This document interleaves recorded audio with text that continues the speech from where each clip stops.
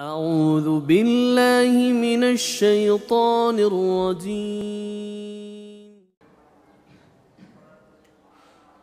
الحمد لله الله تعالى الله تعالى के दीनी मुज़ाकरा मजलिस बरकत तौफीक दिए शुक्र अल्हम्दुलिल्लाह अल्लाह ताला सूरह तौबा बोलतेছেন अऊज़ु बिल्लाहि मिनश शैतानिर रजीम या अय्युहल्लज़ीना आमनू ला तत्तखिज़ू आबाअकुम व इख्वानकुम औलिया इन इस्तहब्बुल कुफ्र अलल ईमान ومن يتولهم منكم فإنه منهم আল্লাহ বলতেছেন তোমাদের পিতামাতা তোমাদের বংশ এবং তোমাদের জ্ঞাতি গোষ্ঠী এরা যদি কুফরকে পছন্দ করে এরপর তুমি তাদেরকে সমর্থন করো তাদেরকে ভালোবাসো তাহলে অবশ্যই তুমি তাদের অন্তর্ভুক্ত এবং আল্লাহ তাআলা এই জালেমদেরকে হেদায়েত দেন না তাহলে একদিকে আল্লাহর বিধান আরেকদিকে আল্লাহ না করুক কারো পিতামাতা কারো বংশ সম্পর্কের কেউ কারো জ্ঞাতি গোষ্ঠী কারো কোন দল কুফরিরে পছন্দ করার পরে আল্লাহ ঘোষণা দিতেছেন তুমি যদি আল্লাহর বিধানের বিপরীতে তোমার বাবার রায়কে নাও যেটা কুফরি আল্লাহর বিধানের বিপরীতে তোমার জ্ঞাতি গোষ্ঠী দলের রায়কে নাও যেটা কুফরি তাহলে তুমিও তাদের অন্তর্ভুক্ত আল্লাহ এদের কাউকে হেদায়েত দেন না এরা সবচেয়ে বড় জাল আল্লাহ নিজে বলতেছেন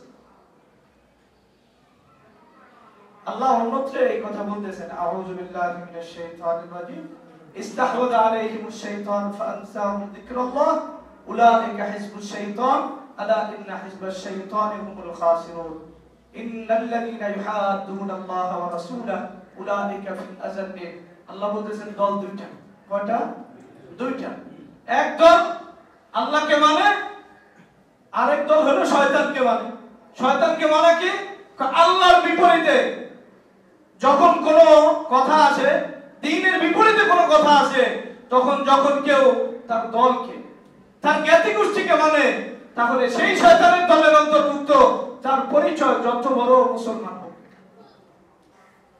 আমাদের মৌলিক যে পরিচয় সে পরিচয় হলো আমরা মুসলমান এবং সর্বোচ্চ পরিচয় সেটা হলো কি আমরা মুসলমানের উপর আমাদের কোনো পরিচয় নেই আমাদের বংশীয় পরিচয়ের উপর যেতে পারবে না আমাদের কোন দলের পরিচয় আমাদের রাষ্ট্রের পরিচয় এই সব পরিচয়ের উপরে আমার পরিচয় হলো আমি মুসলমান এই ব্যাপারে যদি আমার কোন ধরনের শক শুভা সন্দেহ থাকে তাহলে আমি আর যাই হই মুসলমান এরপর আমি বললাম যদি আমার রায়ের বিপরীতে ইসলাম থাকে আমার দলের বিপরীতে ইসলাম থাকে আমার বাবার বিপরীতে ইসলাম থাকে আমার দেশের বিপরীতে ইসলাম থাকে আর আমি যদি তখন আমার রায়কে নেই আমার বাবার কথাকে নেই আমি আমার দলের কথাকে নেই আমি আমার রাষ্ট্রের কথাকে নেই ইসলামকে বাদ দিয়া আল্লাহ তাআলা বলতেছেন তুমি শয়তানের দলের অন্তর্ভুক্ত আলা ইন্না হিজবাশ শাইতানি হুমুল খাসিরুন আসল ক্ষতিগ্রস্ত এরা ইন্নাল্লাযীনা ইউহাদ্দুনাল্লাহা ওয়া রাসূলাহু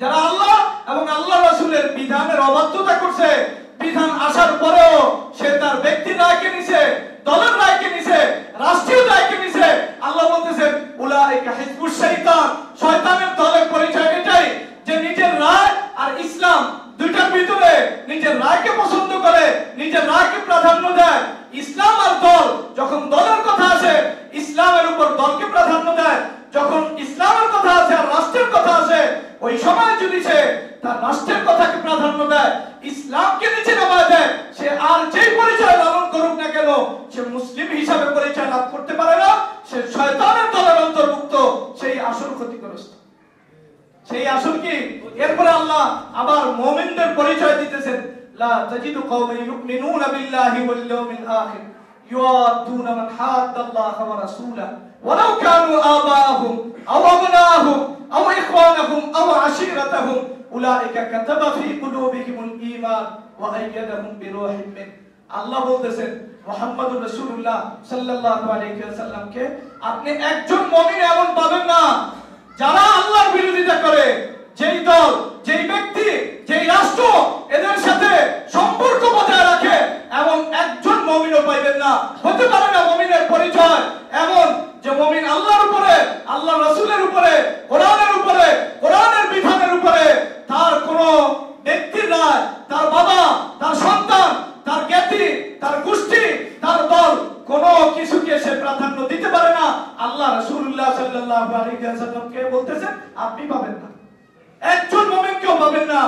যে নিজের রায়ের উপরে নিজের রায়কে আগে রাখে, ইসলামকে পরে রাখে, নিজের জ্ঞাতি গোষ্ঠীকে আগে রাখে, ইসলামকে পরে রাখে না, একজনও পাবেন না। লা তাজিদু কওমান ইউমিনুনা বিল্লাহি ওয়াল ইয়াউমিল আখির ওয়াতুনা মান হাদাল্লাহ ওয়া রাসূলা। একজন মুমিন এমন নাই যেই মুমিন আল্লাহ আল্লাহ রাসূলের বিপরীতে যায় নিজের বাবাকে ভালোবাসে, একজন মুমিন এমন না। নিজের দলকে ভালোবাসে একজন মুমিন এমন না, আল্লাহ নিজে বলতেছেন। তার মানে যদি এমন কোন মুমিন মুসলমান পরিচয়ে এমন কাউকে পাওয়া যায় যে নিজের রায়ের উপরে, নিজের রায়কে ইসলামের উপরে প্রাধান্য দেয়, নিজের বাবা মায়ের কথাকে ইসলামের উপর প্রাধান্য দেয় এবং নিজের দলের কথাকে ইসলামের উপর প্রাধান্য দেয়, সে আল্লাহর কাছে মুমিন হতে পারে না, আল্লাহ আল্লাহ রাসূলের কাছে মুমিন হতে পারে না। কারণ আল্লাহ তাআলা রাসূলুল্লাহ সাল্লাল্লাহু আলাইহি ওয়াসাল্লামকে ঈমানদারের পরিচয় প্রসঙ্গে বলতেছেন, ঈমানদার শরীয়তের বিপরীতে, আল্লাহর বিপরীতে, কোরআনের বিপরীতে কারোর সাথে বন্ধুত্ব করতে পারে না, বন্ধুত্ব করতে। আল্লাহ নিজে পরিচয় দিতেছে। পারে কারা? এর আগে আল্লাহ পরিচয় দিয়েছেন, ইন্নাল্লাযীনা ইউহাদ্দুনাল্লাহ ওয়া রাসূলা, যারা আল্লাহ আল্লাহ রাসূলের বিপরীতে অবস্থান করতে পারে, বিধানের বিপরীতে যেতে পারে, উলাইকা হিজবুশ শাইতান, এরা শয়তানের দলের অন্তর্গত। এখন বুঝার বিষয়, রাসূলুল্লাহ সাল্লাল্লাহু আলাইহি ওয়াসাল্লাম সহ মুসলমানের জাতির পিতা, আমি বলতেছি বাঙালি জাতির পিতা। কাদের জাতির পিতা? মুসলমানের জাতির পিতা। কোরআনের ঘোষণা অনুযায়ী হলো মিল্লাতু আবিকুম ইব্রাহিম। জাতির পিতা শুধু এতটুক না, মুসলিম জাতির পিতা। আমি বাঙালি জাতির পিতা বলি না। মেরাজের রাত্রিতে রাসূলুল্লাহ সাল্লাল্লাহু আলাইহি ওয়াসাল্লাম কোথায় গেছেন? আল্লাহর কাছে গেছেন। কার কাছে? আল্লাহর কাছে। আল্লাহর কাছে মানে ইসলাম মেরাজ লম্বা-চড়া ঘটনা, সপ্তম আসমানের ঘটনা আমি শুধু বলতেছি। সুম্মা সাইদা বি ইলা সামাইস সাবিআ ফাস্তাফতাহা জিবরাইল। এরপরে আমাকে নিয়ে যাওয়া হলো সপ্তম আসমানে। কত আসমানে? জিবরাইল আলাইহিস সালাম দরজা খুলতে বললেন আসমান। প্রশ্ন করা হয়েছে, কিলা মান হাজ, আপনার সাথে আবার কে আসছে? আপনি কে এবং আপনার সাথে কে আসছে? পরিচয় চাইছে। কালা জিবরিল, আমি জিবরিল, আর আমার সাথে যিনি আসছেন উনি হলো মুহাম্মদ সাল্লাল্লাহু আলাইহি ওয়াসাল্লাম। এরপর আবার জিজ্ঞাসা করেছে, আপনাকে তাকে আনতেই পাঠানো হয়েছে। দেখেন নিরাপত্তা। জিবরাইল আলাইহিস সালামকে জিজ্ঞাসা করার পর আবার জিজ্ঞাসা করতেছে, আপনাকে তাকে আনতেই পাঠানো হয়েছে? জিবরাইল আলাইহিস সালাম বলতেছেন, হ্যাঁ আমাকে। ঠিক আছে, তাড়াতাড়ি স্বাগত, মারহাবা, আসেন, তাড়াতাড়ি আসেন। এরপরে ওখানে যায় সর্বপ্রথম রাসূলুল্লাহ সাল্লাল্লাহু আলাইহি ওয়াসাল্লাম যাওয়ার পরে রাসূলুল্লাহ সাল্লাল্লাহু আলাইহি ওয়াসাল্লাম ইব্রাহিম আলাইহিস সালামের সাথে সাক্ষাৎ হয়েছে। কার সাথে? তখন জিবরাইল আলাইহিস সালাম পরিচয় করায় দিতেছে, হাদা আবুকা, হাদা আপনার বাবা। আপনার বাবা কি? ইব্রাহিম আপনার বাবা। হাদা আবুকা, সালাম করেন, আসসালামু আলাইকুম, সালাম করেন। রাসূলুল্লাহ সাল্লাল্লাহু আলাইহি ওয়াসাল্লাম সালাম করার পরে, ইব্রাহিম আলাইহিস সালাম সালামের উত্তর দেওয়ার পরে এরপরে শব্দ হলো মারহাবান বিইবনে সালেহ ওয়ান নবিয়্যি সালেহ, আমার সৎপুত্র নেক পুত্র তোমাকে স্বাগত। সুবহানাল্লাহ। কথা বুঝেন? তাহলে রাসূলুল্লাহ সাল্লাল্লাহু আলাইহি ওয়াসাল্লাম আর ইব্রাহিম আলাইহিস সালামের সম্পর্ক, এখানে বাপ ছেলের সম্পর্ক স্পষ্ট না? স্পষ্ট না অস্পষ্ট? স্পষ্ট। তাহলে রাসূলুল্লাহ সাল্লাল্লাহু আলাইহি ওয়াসাল্লামের বাবা ইব্রাহিম আলাইহিস সালাম, আর ইব্রাহিম আলাইহিস সালাম সম্বোধন করলেন কাকে? রাসূলুল্লাহ সাল্লাল্লাহু আলাইহি ওয়াসাল্লামকে নেক সন্তান হিসাবে। তাহলে যিনি রাসূলুল্লাহ সাল্লাল্লাহু আলাইহি ওয়াসাল্লামের পিতা, আমাদের পিতা না? জি। ওটা কোরআনে ঘোষণা করছে তোমাদের পিতা, মানে তোমাদের দ্বীনের দিক থেকে তোমাদের পিতাকে ইব্রাহিম আলাইহিস সালাম, তোমাদের প্রিয় নবীর পিতা। আমি এই কথা বললাম এজন্য, এই ইব্রাহিম আলাইহিস সালাম নির্মাণ করছেন বাইতুল্লাহ শরীফ, এর ভিতরে আপনাদের কোনো সন্দেহ আছে? না। বাইতুল্লাহ শরীফ ইব্রাহিম এবং ইসমাঈল আলাইহিস সালাম নির্মাণ করছেন, এই কথা কোরআনে একাধিক জায়গায় আল্লাহ তাআলা বলেছেন। তো বাইতুল্লাহ শরীফে ইব্রাহিম আলাইহিস সালাম এবং ইসমাঈল আলাইহিস সালামের স্মারক হিসাবে, কি হিসাবে? স্মারক হিসাবে মক্কার মুশরিকরা তাদের ভাস্কর্য রাখছে। ইব্রাহিম ইসমাঈল আলাইহিস সালামকে মক্কার মুশরিকরা পূজা করছে, এই কথা কেউ বলে না, অসম্ভব, এই কথা কেউ দাবি করতে পারে। স্মারক হিসাবে যারা বাইতুল্লাহ নির্মাণ করছে এদের ভাস্কর্য রাখছে। রাখার পরে রাসূলুল্লাহ সাল্লাল্লাহু আলাইহি ওয়াসাল্লাম বাইতুল্লাহর ভিতরে যাইতে অস্বীকৃতি জানাইছে। বুখারীর বর্ণনা, বরং বলছেন আগে এগুলি ভাঙো, এরপরে আমি বাইতুল্লাহর ভিতরে যাব। এরপরে রাসূলুল্লাহ সাল্লাল্লাহু আলাইহি ওয়াসাল্লাম নিজের ছড়ির ইশারায় হযরত ইব্রাহিম আলাইহিস সালাম এবং হযরত ইসমাঈল আলাইহিস সালামের ভাস্কর্যকে পুরোপুরি ভাঙছেন। ভাঙার পরে গেছে, এখন বুঝার বিষয় রাসূলুল্লাহ সাল্লাল্লাহু আলাইহি ওয়াসাল্লাম কার ভাস্কর্য ভাঙছে? আর না, ইব্রাহিম আলাইহিস সালাম, তার পিতা। ওই পিতা কে পরিচয় দিয়েছে? আল্লাহ পরিচয় দিয়েছে। আবার ছেলেকে কথা বলেন না, রাসূলুল্লাহ সাল্লাল্লাহু আলাইহি ওয়াসাল্লাম। তাহলে ইব্রাহিম আলাইহিস সালামের যে ভাস্কর্য, ইসমাঈল আলাইহিস সালামের যে ভাস্কর্য, ওই ভাস্কর্য রাসূলুল্লাহ সাল্লাল্লাহু আলাইহি ওয়াসাল্লাম নিজ হাতে ভাঙছেন, এরপরে বাইতুল্লাহতে গেছেন। এখন আমরা মূল জায়গায় চলে আসি। কোন জায়গায়? আমি যেই কথা বলতে চাইছিলাম, আমার মৌলিক পরিচয় আমি কি? মুসলমান। আমার সর্বোচ্চ পরিচয় আমার মুসলমান। আমার এই পরিচয় বাকি থাকার জন্য শর্ত হলো আমার ব্যক্তিগত রায় অথবা আমার দলের রায়, আমার রাষ্ট্রের রায়, আমার জ্ঞাতি গোষ্ঠীর রায় এটা যদি শরীয়তের বিরুদ্ধে অবস্থান করে, তাহলে অবশ্যই অবশ্যই আমাকে মুসলমান পরিচয় দেওয়ার স্বার্থে আমার এই কাজ করতে হবে যে আল্লাহ আল্লাহ রাসূলের পক্ষ অবলম্বন করতে হবে।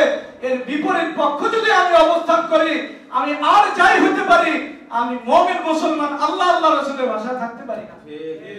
আমার কথা বুঝছেন কিনা? রাসূলুল্লাহ সাল্লাল্লাহু আলাইহি ওয়াসাল্লাম নিজেকে সবার আগে ঘোষণা করছেন, ও আনা মিনাল মুসলিমিন, আমি একজন সাধারণ মুসলমানদের অন্তর্ভুক্ত। কথা বুঝছেন? সাধারণ মুসলমান বলে আপনার কাছে আবার সাধারণ মুসলমান তর্জমা করলে ভুল হবে। সাধারণ মানে হলো, আমরা মনে করি সাধারণ মানে হলো যারা মোটামুটি নামাজ রোজা করে, এই সাধারণ না। তাহলে অসাধারণ তর্জমা করতে, তাহলে কি করতে হবে? তর্জমা অসাধারণ মুসলমানদের অন্তর্ভুক্ত, এটাই ভালো। সাধারণ আর অসাধারণ বলতে কিছু নাই। নবীর পরে সবাই আল্লাহ রাব্বুল ইজ্জতের কাছে স্তরগত, সবাই মুসলমান। নবুয়তের স্তরে যদি আমরা বাদ দিই, তাহলে সবাই মুসলমান। সবাইকে মুসলমান, অর্থাৎ সবার সবকিছু আল্লাহর উপর অর্পণ করতে হবে। রাসূলুল্লাহ সাল্লাল্লাহু আলাইহি ওয়াসাল্লাম আল্লাহর বিধান মানতে গিয়া সবার আগে যাকে আল্লাহ পরিচয় করায় দিলেন, একবারে বাইতুল মাকদিস পার করে 7 আসমানে নিয়া তোমার বাবা, আর ওই বাবা বললেন মারহাবান বিইবনে সালেহ। শরীয়তকে মানতে গিয়া রাসূলুল্লাহ সাল্লাল্লাহু আলাইহি ওয়াসাল্লাম দেখাইলেন যে শরীয়ত এটাকেই বলে, যাকে আমার বাবা পরিচয় দেওয়া হয়েছে, ওই আমার বাবাদের যে ভাস্কর্য ওটা ভেঙে রাসূলুল্লাহ সাল্লাল্লাহু আলাইহি ওয়াসাল্লাম বাইতুল্লাহতে গেছে। কোথায় গেছে? বাইতুল্লাহতে গেছে। এখন বুঝার বিষয় যে শরীয়ত আমার সামনে আসার পরে, রাসূলুল্লাহ সাল্লাল্লাহু আলাইহি ওয়াসাল্লামের আদর্শ আমার সামনে আসার পরে, আমি আমার ব্যক্তির রায়, আমি আমার দলের রায়, আমি আমার রাষ্ট্রের রায়কে যদি প্রাধান্য দেই, ইস্তাহওয়াযা আলাইহিমুশ শাইতান ফাআনসাহুম যিকরাল্লাহ উলাইকা হিজবুশ শাইতান আলা ইন্না হিজবাশ শাইতানি হুমুল খাসিরুন। আল্লাহ হিজবুশ শাইতানের পরিচয় দিতেছে, ইন্নাল্লাযীনা ইউহাদ্দুনাল্লাহ ওয়া রাসূলা। আমার ব্যক্তির রায়ের উপরে, আমার দলের রায়ের উপরে যখন ইসলাম আইলো, আমি আল্লাহর বিরুদ্ধে নামলাম, আমি রাসূলের বিরুদ্ধে নামলাম, আমি কোরআনের বিরুদ্ধে নামলাম, আল্লাহ বলতেছেন উলাইকা হিজবুশ শাইতান, এটা শয়তানের দলের অন্তর্ভুক্ত। নিজেদের ঈমানের খবর রাখা দরকার যে আমি আমার ব্যক্তির রায়, জ্ঞাতি গোষ্ঠীর রায়, দলের রায়কে আগ বাড়াইতে গিয়া আমি যদি ইসলামের গায়ে আঘাত দেই, আমি নিজেকে যত বড় মুসলমান পরিচয় দেই, আল্লাহর কাছে আমি মুসলমান হতে পারি। কারণ আমার সর্বপ্রথম আর প্রধান পরিচয় আমি কি? মুসলমান। কথা বুঝতে কোনো ঝামেলা হয়েছে? আল্লাহ তাআলা আমাদের বুঝার তৌফিক দান। আল্লাহ তাআলা আমাদেরকে পুরোপুরি আমল করার তৌফিক দান। সুতরাং আমার ব্যক্তির রায়ের উপরে ইসলাম আগে, ব্যক্তির আগে না ইসলামের রায় আগে? আর আমার দল আগে না ইসলাম আগে? আমার রাষ্ট্র আগে না ইসলাম আগে? ইসলাম সবার আগে, সবার ঊর্ধ্বে। আমার সাথে আল্লাহর সম্পর্ক ইসলামের মাধ্যমে। আমি মানুষ হিসেবে পরিচয় দিতে চাইলো ইসলামের সাথে আমার যোগসূত্র। আমি যদি আল্লাহর বান্দা হিসেবে পরিচয় দেই, তাহলে ইসলামের সাথে আমার যোগসূত্র। এই দুনিয়াতে যদি আমি সফল ব্যক্তি হইতে চাই, তাহলে ইসলামের সাথে আমার সম্পর্ক। আমি যদি আখিরাতে সফল হইতে চাই, তাহলে আমার সাথে ইসলামের সম্পর্ক সবার উপরে থাকতে হবে।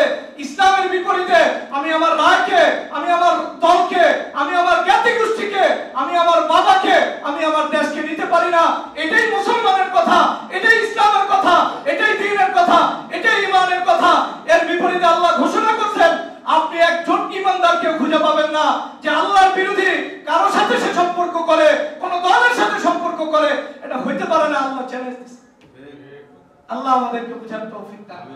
আমাদের বারবার এমন হয়ে গেছে এখন আমার ব্যক্তির গায়ে আঘাত আসলে, আমার দলের গায়ে আঘাত আসলে আমি সব কুরবানি করতে তৈরি, আর আল্লাহর গায়ে আঘাত আসে, রাসূলের গায়ে আঘাত আসে, দ্বীনের গায়ে আঘাত আসে, আমার তো সর্বোচ্চ দিয়া সেখানে কুরবানি তো দূরের কথা, যারা ওই প্রতিরোধ করতে বলে আমি তাদের সাথে সম্পর্ক ছিন্ন করতেছি।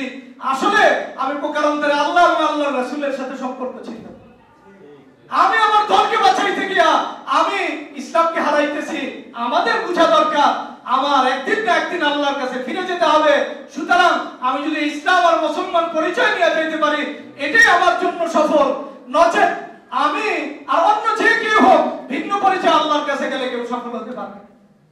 আল্লাহ তাআলা আমাদের দিনকে বুঝার তৌফিক দান, মানার তৌফিক দান।